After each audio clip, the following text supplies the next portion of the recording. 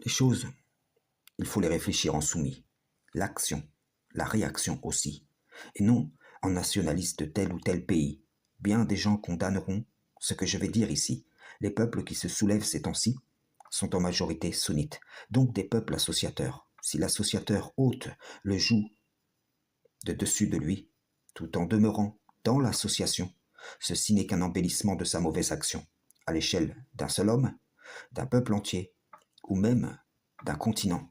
Par contre, si le retrait d'un joug est le fruit de l'abandon de l'association pour le culte pur, c'est une bénédiction du plus haut.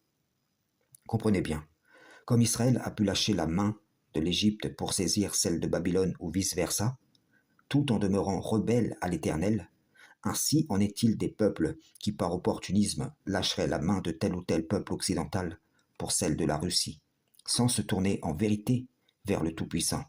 Personne ne peut dire ou même penser que l'affranchissement d'un peuple asservi n'est pas souhaitable, mais vous en conviendrez que rien ne sert de lâcher la main droite de Satan le banni pour sa main gauche. Dans un basculement des forces, une redéfinition de l'ordre terrestre, il y a certes des transferts de position, des opportunités, le bien, le mal à titre de tentation pour éprouver ce que renferment les poitrines. Mais que ce soit dans le trouble ou la stabilité, étant libre de jouir de ses richesses ou en étant privé. Si un peuple est associateur et le demeure, alors il ne sera pas agréé. Et c'est cela qui doit être regardé en priorité. Voilà la question sans laquelle le reste n'a que peu d'importance. D'autres sont passés avant nous, et qui veut retenir les leçons des générations passées, de sorte que cela lui profite aujourd'hui. Que les suiveurs prennent garde au pas de qui ils suivent, aux discours qu'ils écoutent, les promesses auxquelles ils adhèrent. Car je vous le dis, Allah voit et entend bien.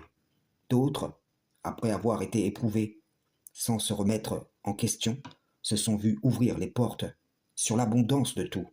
Puis, ils ont été saisis soudain. Frères et sœurs en islam, salam, shalom.